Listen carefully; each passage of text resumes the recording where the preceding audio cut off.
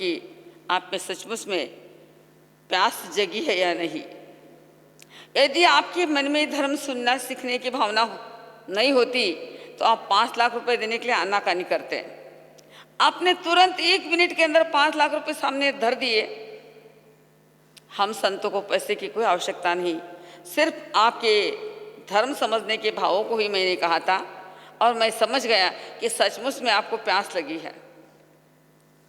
जिनको प्यास लगती है वो पानी की कीमत नहीं देखता। जिनको भूख लगती है कितने पैसे लगेंगे देखता नहीं। जो थक गया है, कहीं विश्राम करना है तो कहाँ कितने पैसे लगेंगे देखता नहीं। लेकिन धर्म आराधना के लिए बताइए, आप भूखे हैं तो रोटी के लिए लाखों प्रयत्न कर लेंगे, प्यासे हैं तो पानी के पास पहुंच जाओगे, थक गए तो विश्राम गृह खोज लोगे। लेकिन धर्म की प्यास, बोलो साहब।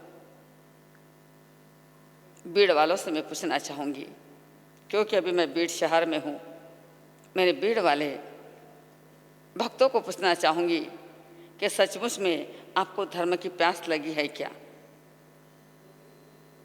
प्यास लगी है तो व्यक्ति पानी की कीमत नहीं देखेगा। आपको धर्म की प्यास लगी है या नहीं? कैसे समझे संत कि आपको धर्म की प्यास लगी है? बंधुओं, जब प्यास लग जाती है तो व्यक्ति पानी खोज ही लेता है। भूख लगती है तो रोटी की खोज कर लेता है। थक जाता है तो विश्राम के लिए विश्राम स्थान भी खोज लेता है। लेकिन धर्म की प्यास, बोलो हमारी बेना, सब मौन है। बंधु, बहुत जरूरी है हमारे जीवन में धर्म की प्यास लगना। कितने महापुरुष हुए, कितने महापुरुषों ने आपको धर्म समझाने की कोशिश की, लेकिन अभी तक भी धर्म हमारे जीवन में उतरा ही नहीं। यदि धर्म जीवन में उतर जाता, यदि धर्म को हम समझ लेते, धर्म का सही मर्म हमारे समझ में आता, तो आज बीड़ की स्थिति ये होती। धर्म हमने समझा ही नहीं। धर्म हमारे अहंकार में नहीं है, धर्म हमारे कषाय में नहीं है, धर्म राग द्वेष में नहीं है, धर्म आत्मा के स्वभाव में है, धर्म स्वभाव दशा में है। अभी तक धर्म के मर्म को हमने जाना नहीं, समझा नहीं, सिर्फ दौड़ते रहे, करते रहे, लेकिन धर्म का सही मर्म अभी तक हमने जाना नहीं है। भले हम कितने ही ढोल बजा दे, हम धर्मात्मा है। धर्मात्मा किसे कहोगे साहब? किसे कहोगे धर्मात्मा? राग द्वेष करने वाला धर्मात्मा हो सकता है? कषायों का आदि धर्मात्मा हो सकता है?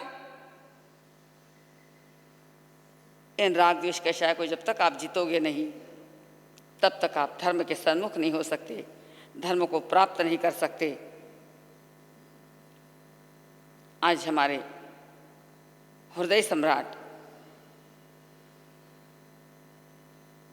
महाराष्ट्र के नहीं, संपूर्ण विश्व के भी कहे तो कोई बात नहीं,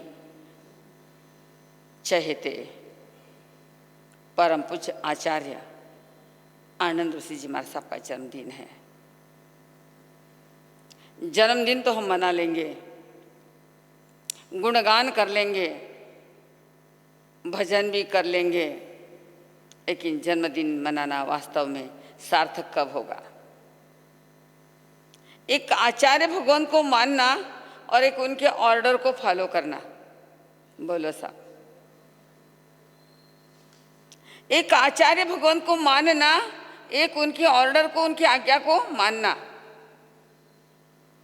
आचार्य भगवान को मानना बात अलग है, लेकिन उनकी आज्ञा को हृदय में स्वीकार करना, उस आज्ञा के अनुसार अपना जीवन बनाना, उनके पद चिन्हों पर चलना, तभी जाकर हमारा जन्मदिन मनाना सार्थक हो सकता है।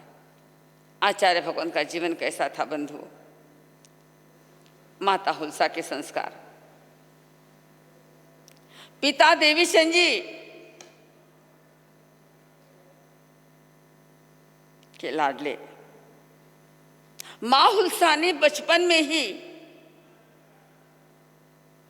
लोरी के साथ अपने उस लाडले बच्चे के अंदर कौन से संस्कार भरे।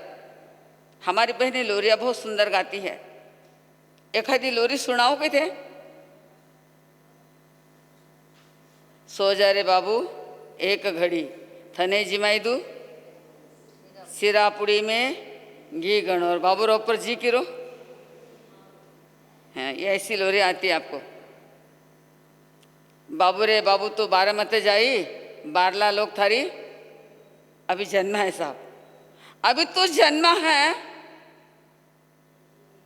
जिसको बाहर की दुनिया मालूम नहीं उसके पहले सगाई की बातें शुरू। लेकिन उस माँ ने अपने उस बालक को, होनहार बालक को कौन सी लोरियां सुनाई।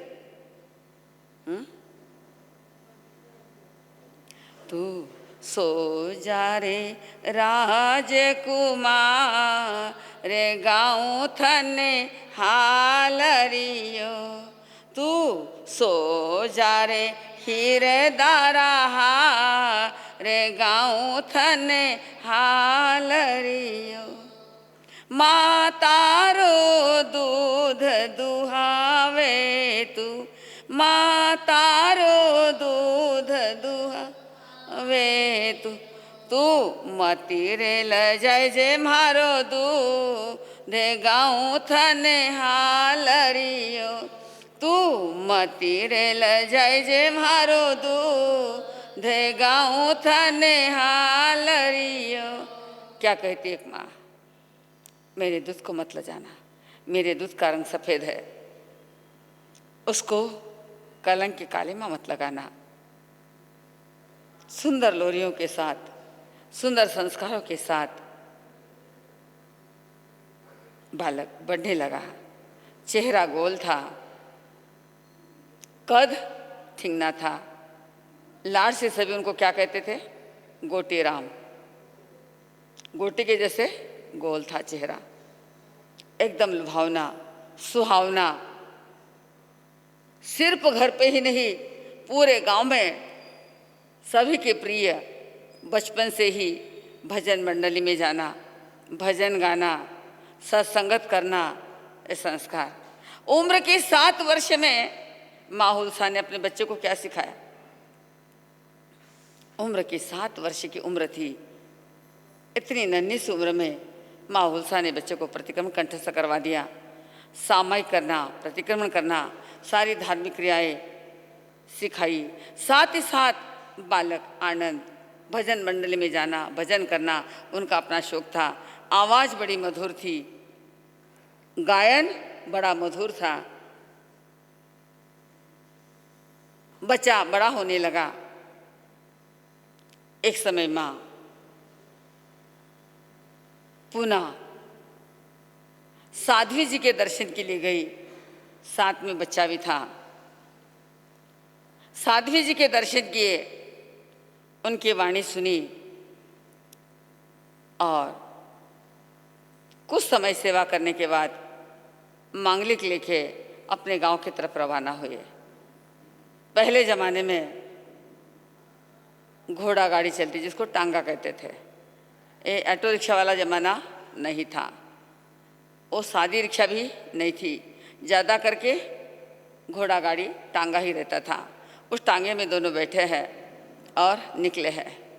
अचानक कुछ सामने से ऐसी कोई चीज़ आई, टांगा वो घोड़ा बिचक गया, टांगा उलट गया और बच्चा और माँ नीचे गिर गई। बच्चे के ऊपर से टांगा निकल गया। अब टांगा वजनदार होता है। माँ तो घबरा गई, सिहर गई कि मेरे बच्चे को कहीं कुछ हो तो नहीं गया। पूरे शरीर पे से टांगा निकला है। माँ को आशंका थी, लेकिन बच्चा हंसते उठ के बैठ गया। खरोच भी नहीं आई, कहीं लगाई नहीं। जीवन के अंदर एक टर्निंग पॉइंट बच्चे के मन में भाव घर कर गए कि हमने साध्वी जी के दर्शन किए, उनका मंगल पाठ सुना, इसलिए क्या हो गए, सही सलामत बच गए। रक्षा करने वाला कौन है? धर्मो रक्षति रक्षित। हम धर्म की रक्षा करते, धर्म हमारी रक्षा करता है। धीरे धीरे बच्चा बड़ा होने लगा। एक समय रत्न ऋषि जी महाराज के चरणों में माँ अपने बच्चे को लेकर गई, दर्शन किए। रत्न ऋषि जी महाराज साहब की नज़र उस बालक के ऊपर पड़ी। उन्होंने देखा ये साधारण बालक नहीं है, ये होनहार है, इस संसार के अंदर अपने नाम को बढ़ाने वाला बच्चा है। रतन ऋषि जी महाराज साहब ने माँ हुलसा से कहा, बहन एक बात कहूँ? तो बोले, कहो महात्मन। गुरुदेव